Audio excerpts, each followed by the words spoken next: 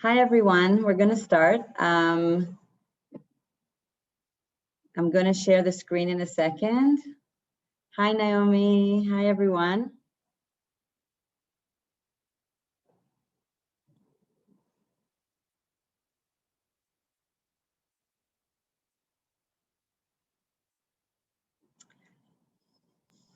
Okay, so today's session is about Mimouna. We have a lot on the agenda, so as usual, I always feel like it's the tip of the iceberg, but we're going to try to cover a lot of information and also experience a few things today. I can tell you that here in Jerusalem, it's snowing, so it's a little surreal to talk about Mimouna in the snow, but here we are. So what are we going to be doing today? We'll be getting a glimpse into Mimouna and its meanings and how it's celebrated here in Israel, in Israeli calendar and culture. We'll talk a little bit about the Jewish community that came from Morocco and a little bit about other North African communities. And we're going to get a little taste of some recordings of piyutim and music that has to do with the Moroccan Jewish community and some photographs that are very special. So let's just start with a short kind of survey. Have you ever celebrated Mimouna? I hope you all know how to use the ruler on the top to annotate and just pick a stamp or some kind of mark. You can also draw freely on the board and just put yourself on the yes or no side, just so that we get kind of a picture of who's here.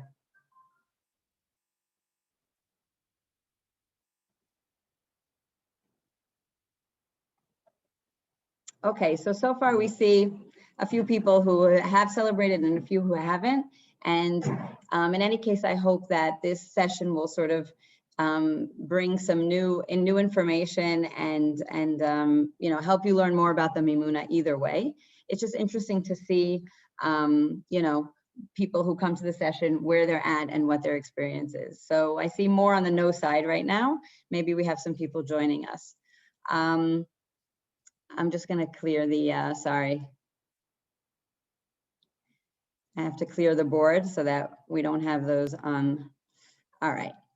So let's talk a little bit about Mimouna and how can we start talking about Mimouna or basically any Jewish holiday without talking about the food. So we'll get soon to the different kinds of food that people serve in the Mimouna traditionally in a few moments, but just to give you a little glimpse into the kind of colorful and beautiful things that are on the table during the Mimouna. And the blessing that is very common is tirbachu v'tisadu, which means have a good time and enjoy yourself and enjoy the abundance that we're gonna sort of give you in this meal. And tisadu, which sounds like seuda, has that meaning of have something to eat.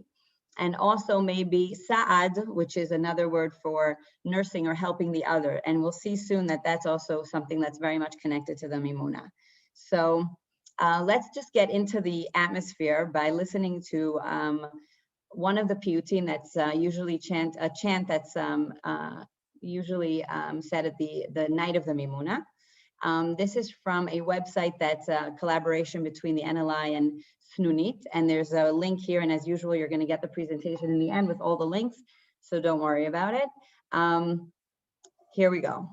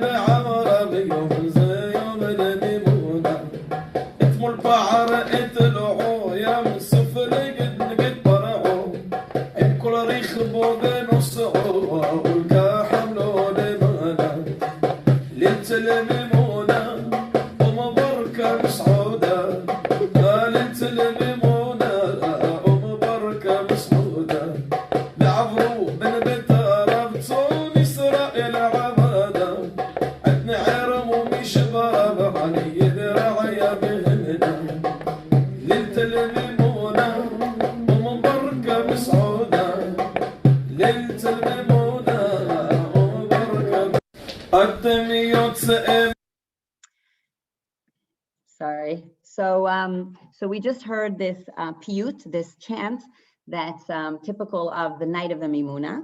And it just gives you kind of a feeling of the kind of beat, the rhythm, the atmosphere that there is on the night of the Mimouna. It's a very festive day. We'll talk soon about what the meaning is. And we picked the title for this session to speak about circles of identity and to think about maybe the community of the Moroccan Jews who came to Israel as a kind of case study or an example of a community that came with a certain heritage and tradition to Israel, and like many other aliyot, suffered through many different challenges, and still, I think to this day, and we'll talk about that as well, there's also some resentment and maybe some frustration when it comes to the whole process of the aliyah from Morocco. And we'll see that definitely in the past few years, there's definitely a revival of a lot of the music and the traditions, and we'll talk about that. Right now, I want to share with you a Mentimeter, just to talk about this general idea of circles of identity and what that really means. Because again, we chose that as a title because we felt that it might give us a little bit of a sense of what kind of challenges we have coming to Israel with a tradition, how our identity, each person in their own identity sort of has kind of a dialogue with the community, the broader community, with other groups in Israeli society, how that identity is kind of connected to the local or the identity in the country of origin. And there are just a few metaphors here, and they all have to do a little bit with circles. And what I would like for you to do is log into this Mentimeter. You can log in by scanning this QR, or Dara, who I'm sorry I didn't introduce her. Sorry, in the beginning of this session, Dara, my colleague, is here with us, and she's probably already answering questions in the chat. So she is going to put a link to this Mentimeter in the chat box. Take a second to sort of look at the different metaphors and just write which one you think describes best this topic of circles of identity.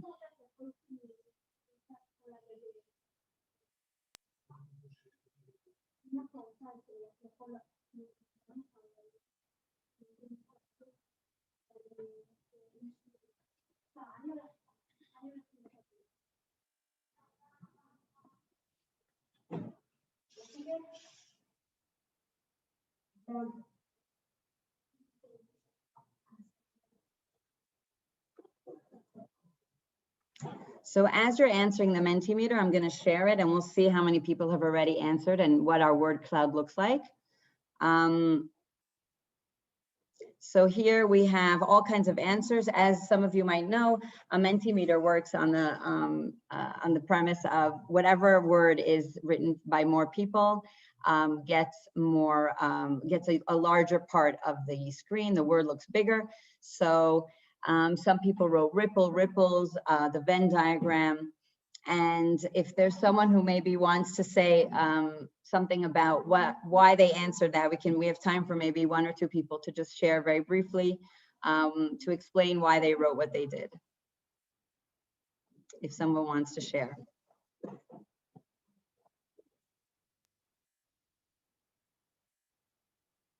Belinda.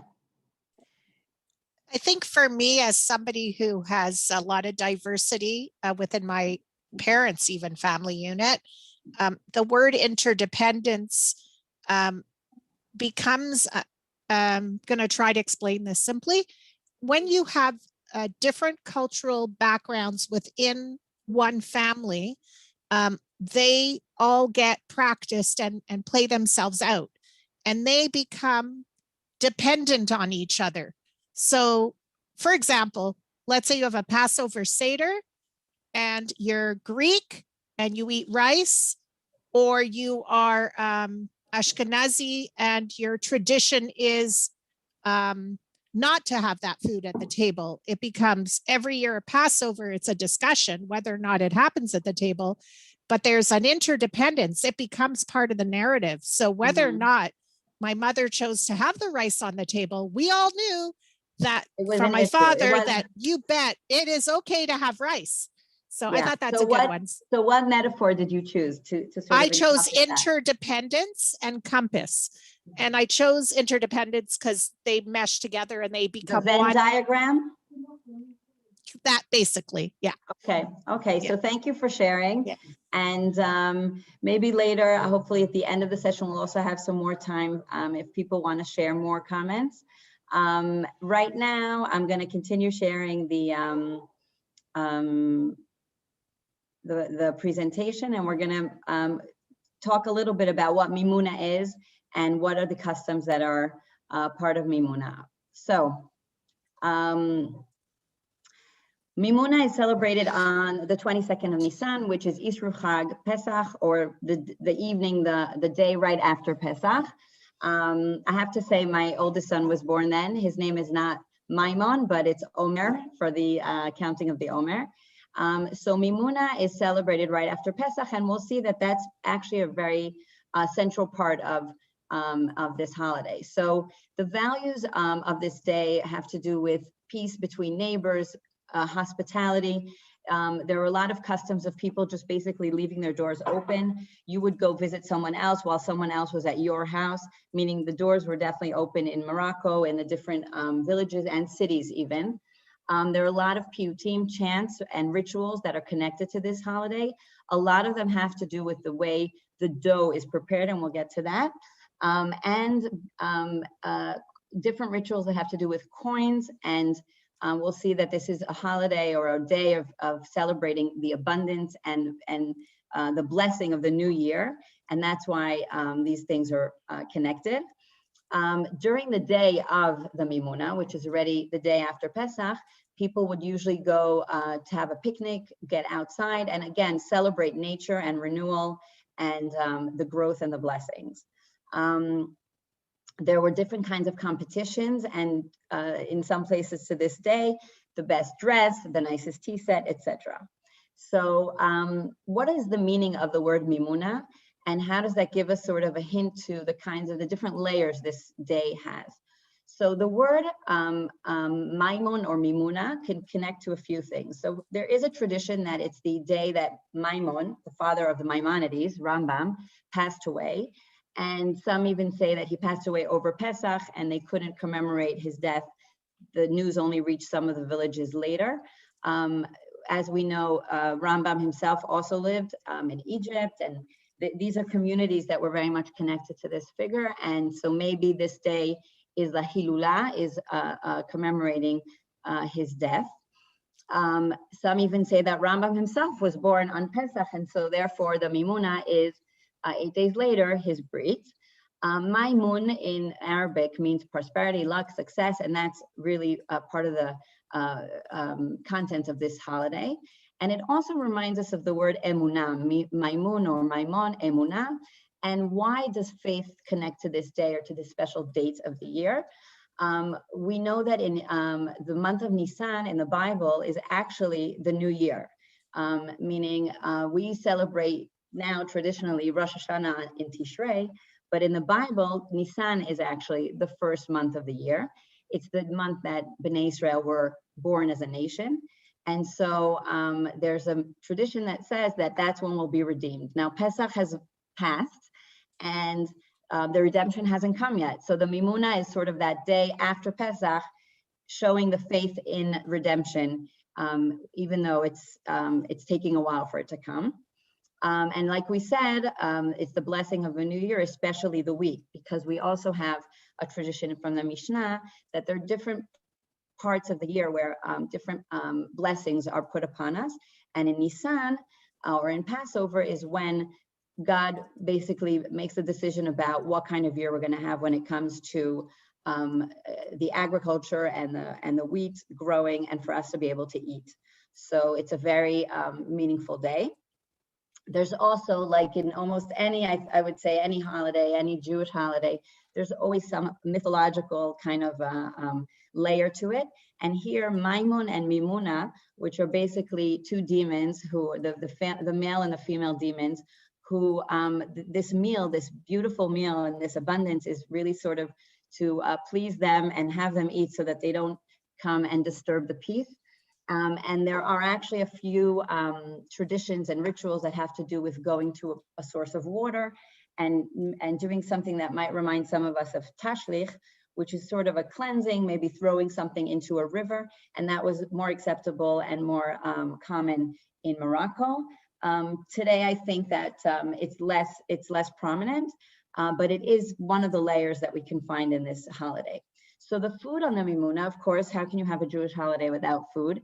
Has a lot to do with that, with the flour, the grains, and why. So first of all, Muslim neighbors who lived in peace and in coexistence with their Moroccan neighbors for many, many years, they were friendly and they wanted to come over. But during Pesach, most people in the Jewish community did not have guests over because of the sensitivity of the laws of kashrut during Pesach. So this was when once Pesach was over, it was an opportunity for their neighbors to come over and then give their Jewish neighbors flour and yeast that they didn't have because it was the week of Passover. We said, we mentioned before that it's the time of the year that people pray for the wheat and the grain to grow. And so this is also why a lot of the foods are connected to wheat and grains. And it's traditionally a dairy meal. It's not that if you walk around Jerusalem on Mimouna Day today, you won't see people having a barbecue, but that's also something that Israelis do almost whenever they can. But traditionally, this is a day of a dairy meal. And maybe one of the reasons is that the neighbors, the Muslim neighbors, can bring something to eat and there's no problem with their with the kashrut of the meat. Maybe also because Mimouna has a little bit of Shavuot in it. We said that there's some customs that have to do with going to a water source and going out to nature and celebrating the growing of nature and the abundance. And also in Israel, many times on Shavuot, Shavuot is called Yom HaMayim. There are a lot of other traditions in Shavuot that connect to water, but there's the children's custom is to have water fights on Shavuot. And we see a little bit of that also during the Mimouna.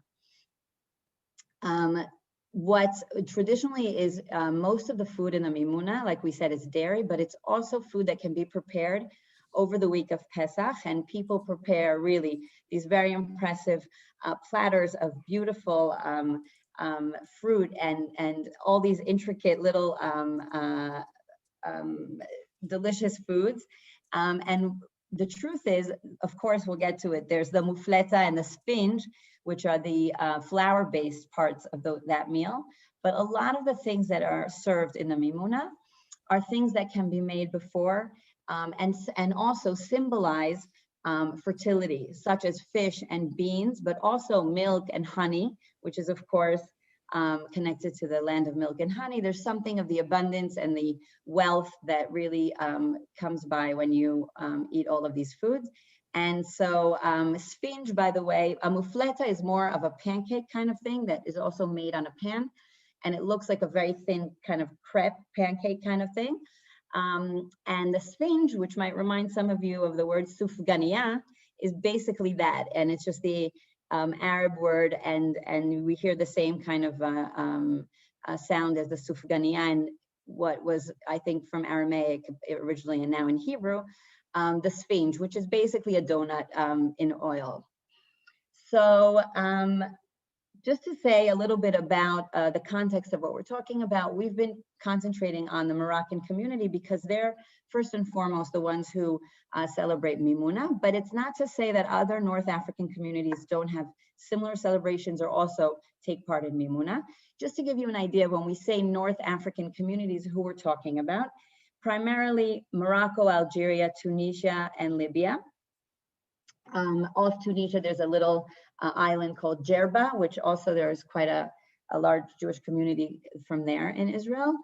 And the reason I actually am presenting this map is because I think it just helps us appreciate that, you know, today in Israel and probably all around the world, when we say Ashkenazi and Sephardi or Ashkenazi and Mizrahi, we're really taking many, many different groups of people and different communities from all over the world and bunching them together to these two big groups when really, if you look at the map, the Jews of Persia and Iraq and other countries are not so much connected to these communities that came from North Africa, who have some things in common. And even the community from Egypt and Yemen, of course, the community from Ethiopia, every one of these communities has a very different kind of tradition and customs.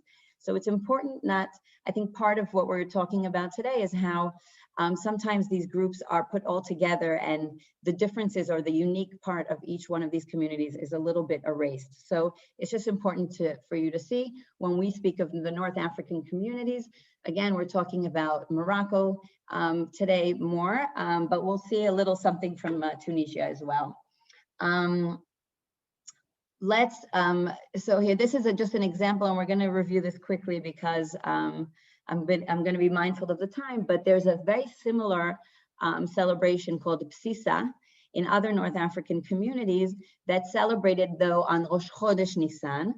And again, it goes back to this element of Nisan being the first month of the year, and also the inauguration of the Mishkan, which we'll see, you see this picture of this candle. There's a custom of putting jewelry in a water-based candle that also shows prosperity, and also it reminds us of how people, especially women, donated their jewelry to build a Mishkan.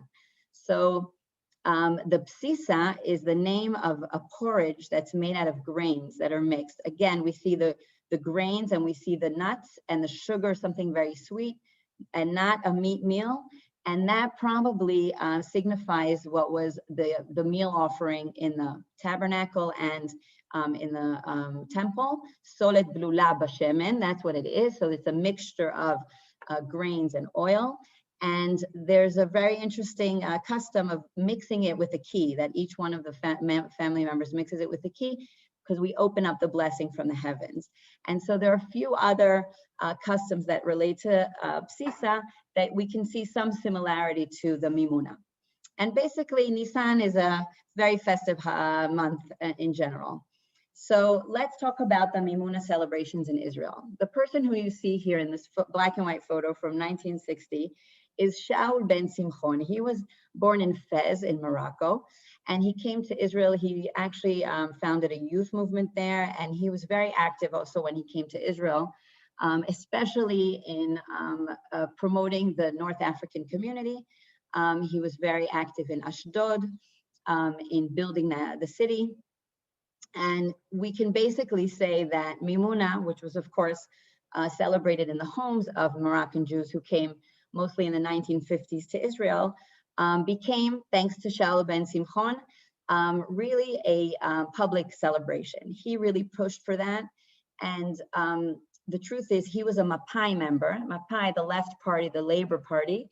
And that connection might also explain something that we see, and we'll see a couple of slides about that soon, that many politicians come to visit the Mimouna celebrations. It's one of these festive days where politicians make a point of joining these celebrations. If we're going to be cynical, maybe to get votes, but it's a big question why that day has become a day where politicians really feel the need to join. In the picture on the bottom, you see Ben Simchon, the older man on the left, and to his left, or the right of the picture, is Dan Spiro. So he came to visit Shaul ben Simchon's Mimouna in 2014. And again, it's very common, I think this year with COVID, it's going to be a big challenge for a lot of politicians and of course a lot of families, but not to be able to celebrate the Mimouna in such big groups. So Shaul ben Simchon and some other people really wanted the Mimouna to be celebrated in a public way. It started in 1966 with a small group. 300 is really basically a few families who are all sort of interconnected. But in 1968, it becomes a much larger event in Jerusalem, and then later in everywhere in the country. There was something that was memorable about 1971 is that the Black Panthers arrived at Gan Saker, and Gan Saker is a very big park, which is now full of snow in Jerusalem. But it's a very central park and maybe the largest park in Jerusalem. And that's where up to this day, the Mimouna celebrations happen. And what happened was they came to address the issues of discrimination against people who made Aliyah from Morocco and other North African countries. And like I said, usually politicians would come to these events, and the prime minister at the time, Golda Meir, who is also known to say a couple of things about the Black Panthers, and decided not to join the event. It was becoming too sensitive. So again, it just goes to show that the link between Mimouna and politics was sort of there from the beginning.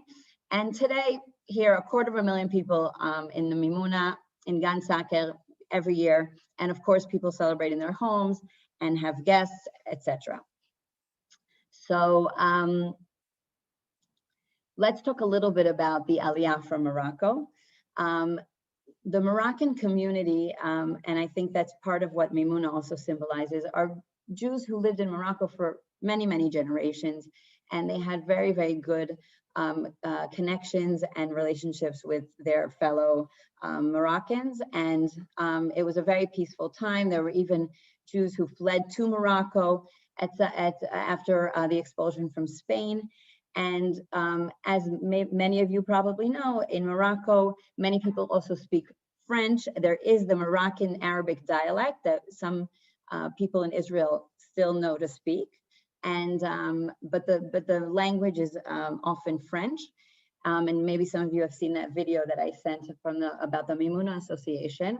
And we see that during World War II, there's some tension. And in 1948, when the State of Israel is founded, there are some riots and upheaval in Morocco, and many Jews decide to leave at that point. But I think it is important to remember that this is a community of many, many generations living in peace with their Arab Muslim neighbors, and that really marks their, I would say, the outlook on what hospitality is and what good neighbors can, what good coexistence could look like in peaceful times. So we know that, again, in the 50s, many Moroccan Jews left Morocco and they came to Israel. And we'll see some very nice photos, some interesting photos from that time in a moment. Some of the connections to Morocco, now we talk a lot about the peace agreement with Morocco, but it's interesting to talk about the connection between Morocco and Israel, the diplomatic connections over the years, the economical connections. And it's very interesting to see how there's a lot of cooperation between the two countries. And I know that today, many people are very excited about the peace treaty with Morocco. This is part of an article that was published around almost 3 years ago, but this is before the peace agreement. And it speaks about how many Moroccan Jews, and I personally know a few people who have done this, go to Morocco for, they go back to Morocco to learn about their roots, to learn about their heritage. They're welcomed by the local community there, really with open arms.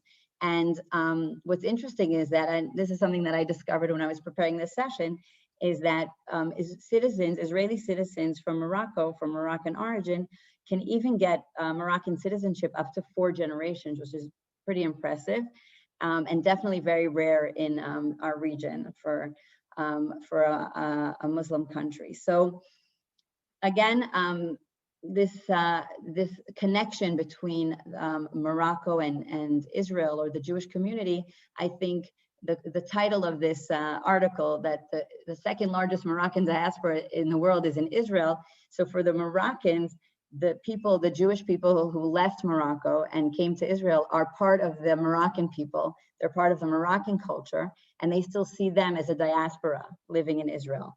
And I think that's really important to keep in mind when we think of, different historical circumstances that brought Jews to come to Israel over the years, or to flee from different places. So granted, the last years in Morocco leading up to the State of Israel and a few years after that were very,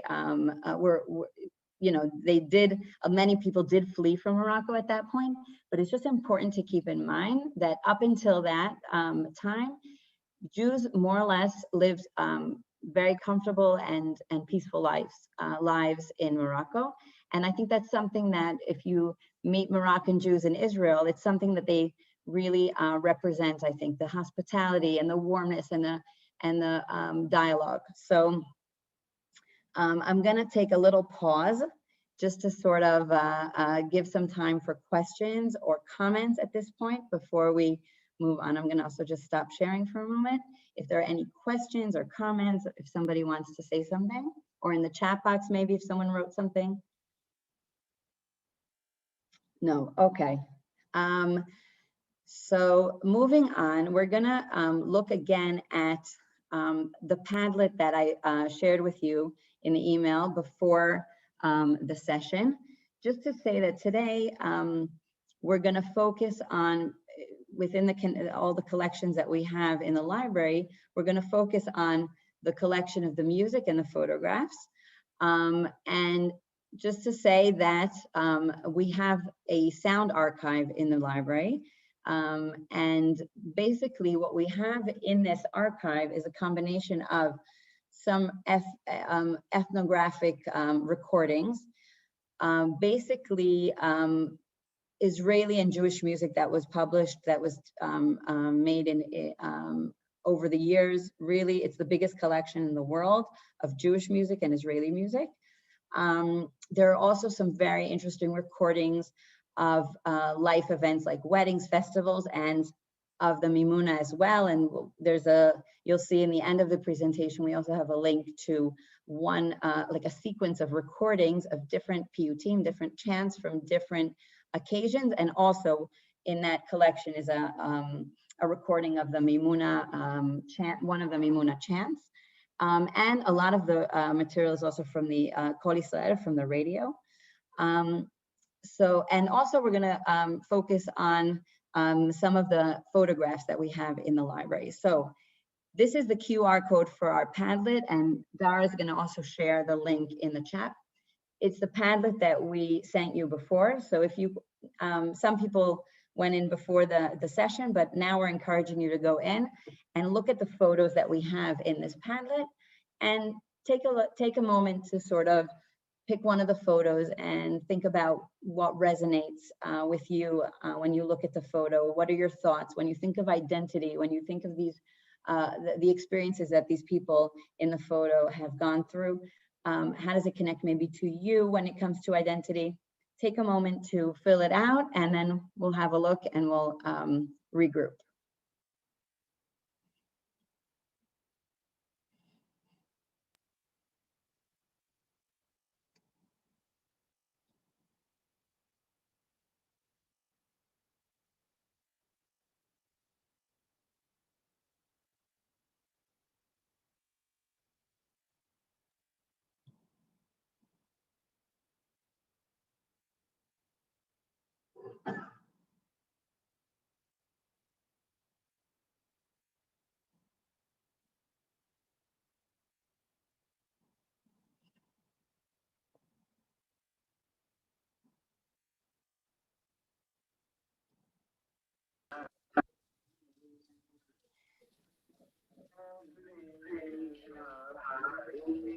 In the background, you can hear a song that was, we'll talk about also in the end of the session. Kobi Oz, who's an Israeli singer, whose family is from Tunisia, who took recordings of his grandfather, who was a rabbi, and sort of made a combination of that in a song. So maybe the volume needs to be a little higher.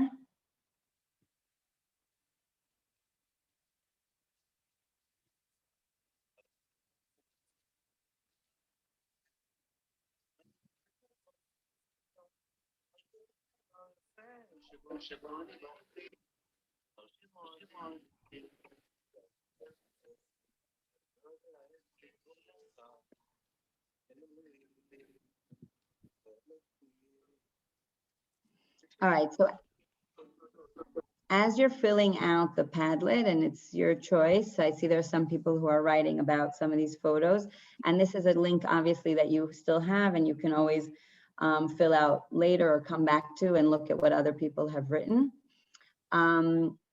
So in addition to the photos that you saw in the Padlet, there are a few more photos from one of these collections by a photographer called Eddie Hirschbein.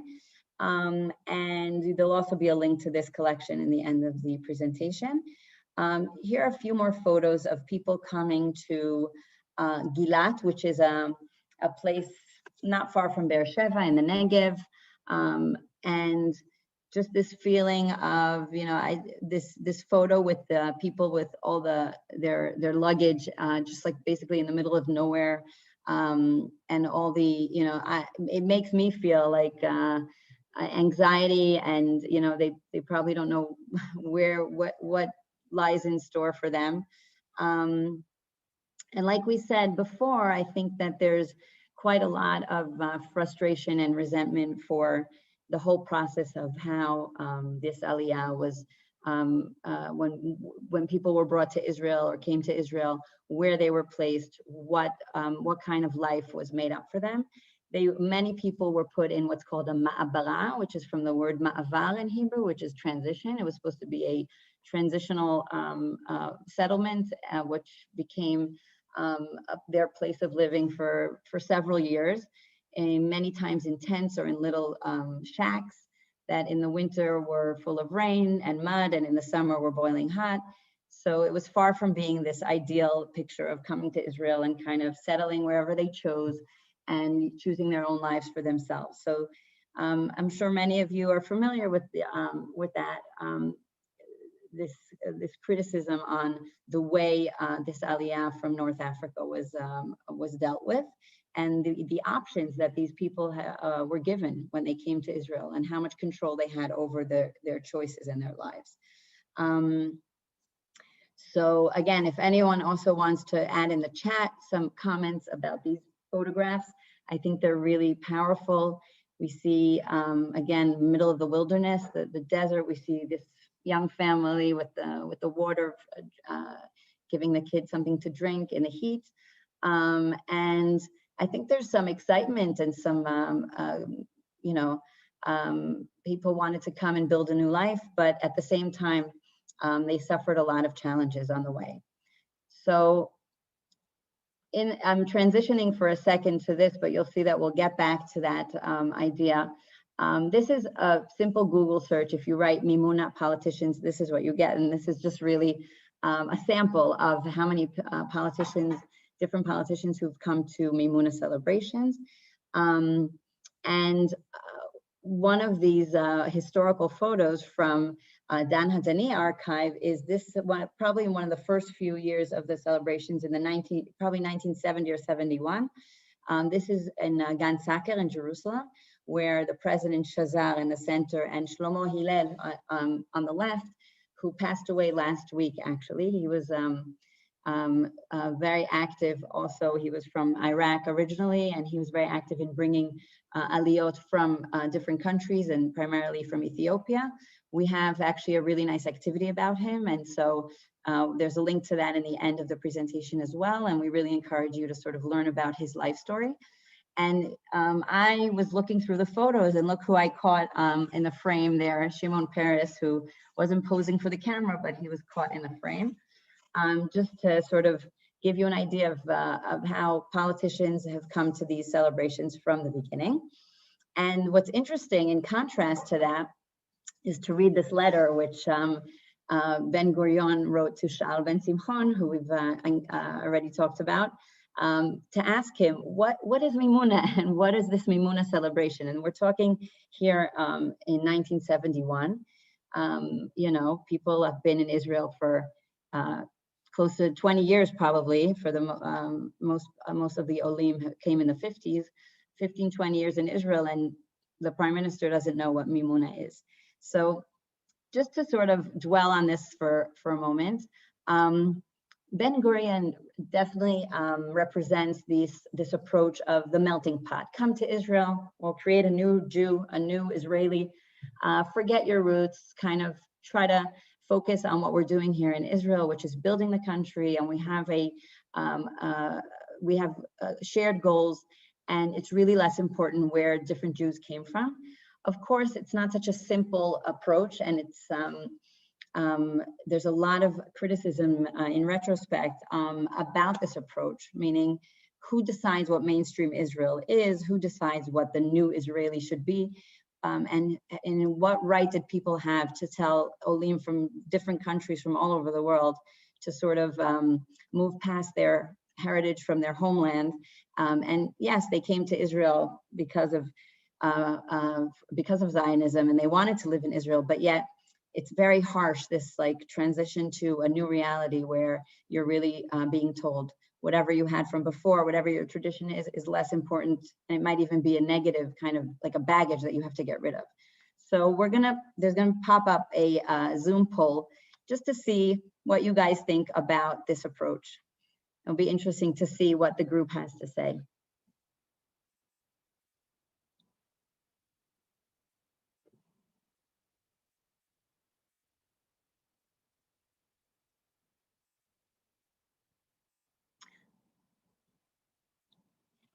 I'll read the question. What do you think about Ben-Gurion's approach? It was necessary at the time and it's irrelevant today.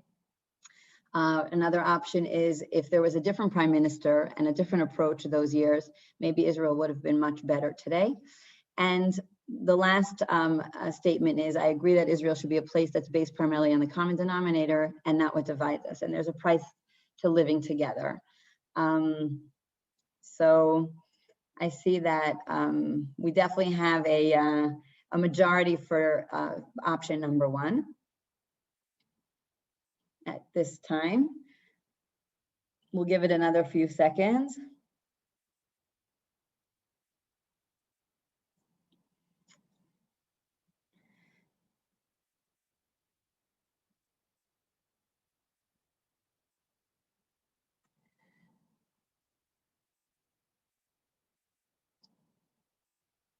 Okay, so I think if we end the poll, we'll see that the majority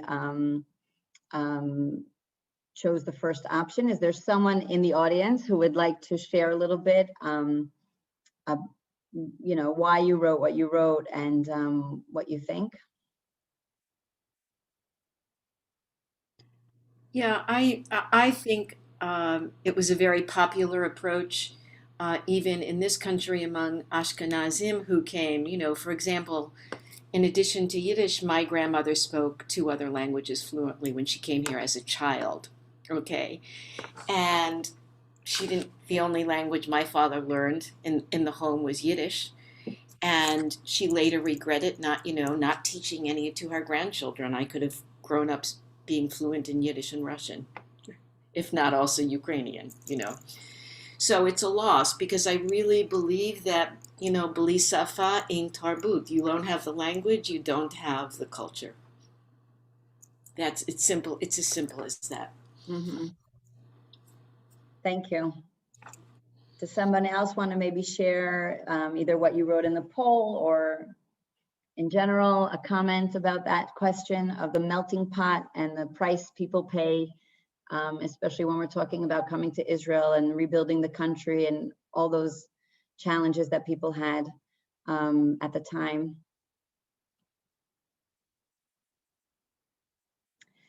Okay, so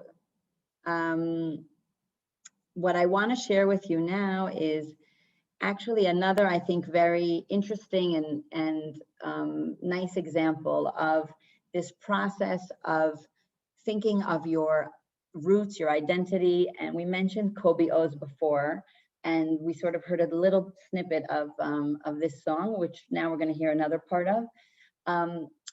Kobe Oz is a singer, a pop rock singer who had a band, and for many years was, he's from Sderot, and for many years was, part of the rock scene in Israel. And I would, around 10 years ago, maybe a little less, he had made a shift in his work, and he started looking more into his Sephardi roots, into his roots from his family. And one of the things that he did was come out with this album called Psalms of the Perplexed. I really recommend finding the songs that are on YouTube, and some of them even have the lyrics in English. Here, I put for you the lyrics in Hebrew and English to this song, and a link to a really interesting interview. It's about less than 10 minutes, and it's through Makom from the Jewish Agency, where they interviewed Kobi Oz a little bit about that process of, being in a place of like, I want to be mainstream Israeli, I want to be, a rock singer, a pop singer. I don't want to sort of, dwell on my roots or my ethnic background, like it's irrelevant. Now we're all in Israel. And how slowly he discovered his connection to his grandfather, and they found cassettes that his grandfather recorded before he passed away. He was a rabbi and a paitan, a cantor in Tunisia, and he recorded all these piyutim that he remembered. And Kobi Oz, in this interview, he says like it's like a treasure, and I could have spoken to my grandfather about this when he was still alive, but I didn't. I was so busy being Israeli and not thinking about how you can also have another layer to your identity. And here's a segment of the clip from this song, which is, this boy is Kobi Oz, the singer, in his bar mitzvah. And you'll see footage also of his grandfather. On the side, some of the lyrics of the song that I think also sort of shed some light on Kobi Oz's message here about what the Sephardi moderation, the community, can bring to Israel, and why it's so important for us to think of the way, we can come together despite differences, and maybe even celebrate the differences and the traditions. So here we go. יש לי מלא בקשות לבקש ממך, למרות שאצלי בסך הכל בסדר. חבד נלחנו מ4 כנף פורסה, מפלח מזדחנו תרגינו דוד ונפל.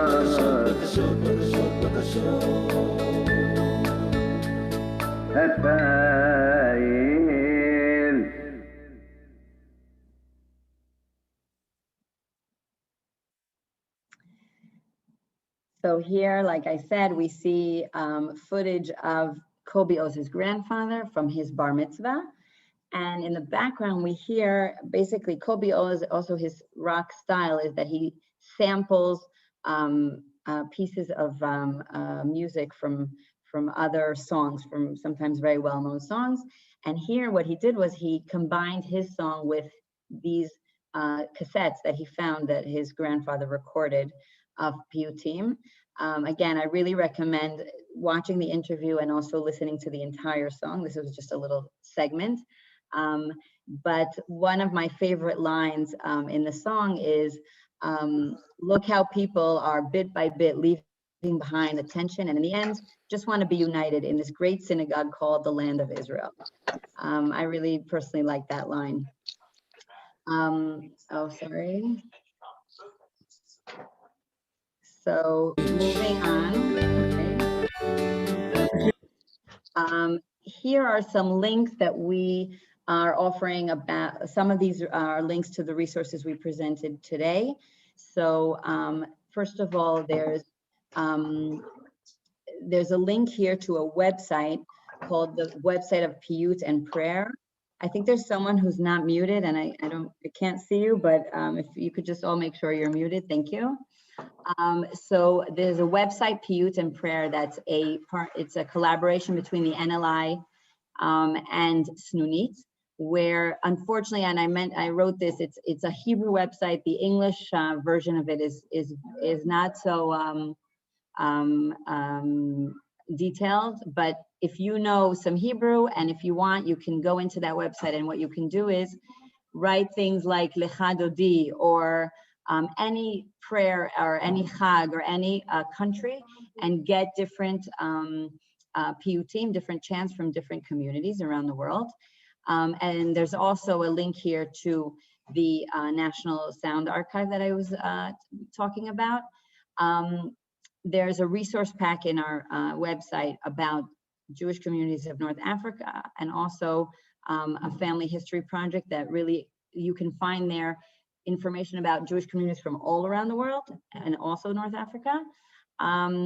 And here's the link to the collection of Eddie Hirschbein's photos. Like I said before, we have a really interesting escape room about Shlomo Hillel, and I really recommend learning about him and about what he's done for Israel and for Aliyot coming to Israel and where he comes from. So I really encourage you also to look at that. What I would like to do now is, first of all, we're going to send in the chat box, we're going to send the feedback form, and we really encourage you to fill it out and sort of share with us what you are taking from this session. And in general, if you have comments or ideas for us, we're really open to hearing your feedback. And we're really excited to hear when people fill out the feedback form. It really informs our work and helps us a lot. In the few minutes that we have left, I'd like to open the floor to some comments and conversation from the session. And if anyone wants to share thoughts, comments, etc.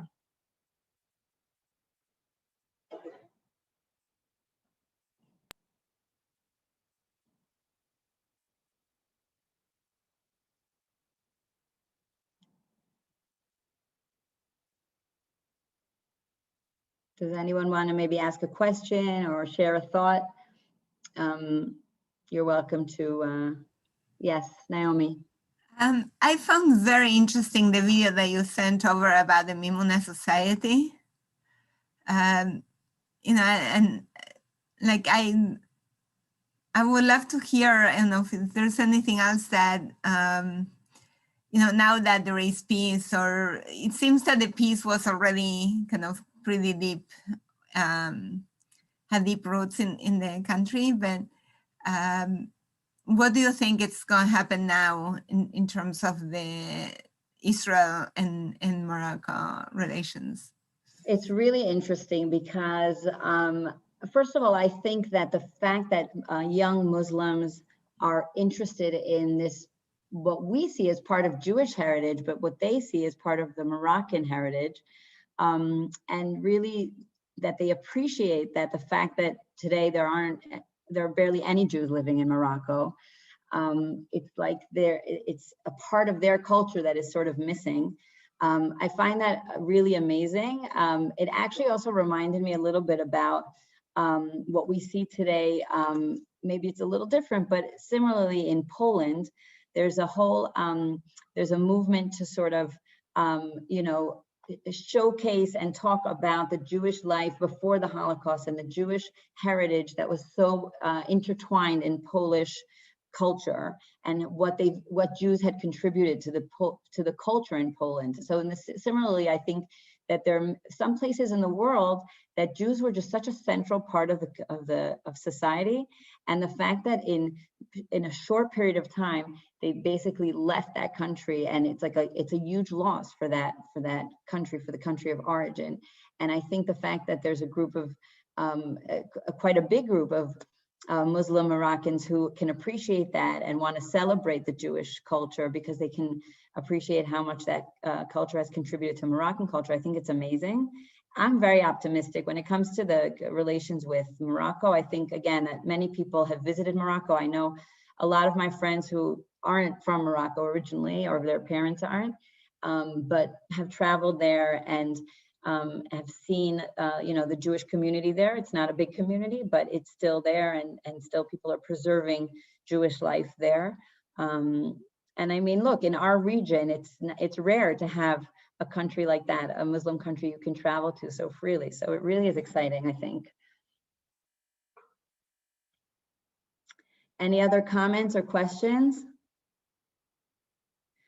Okay, so we'd really love for you to take a moment to fill out the feedback form now when things are fresh. And again, the presentation and all the materials are going to be up on our website, on our webinar page of Treasures. So it was great seeing you.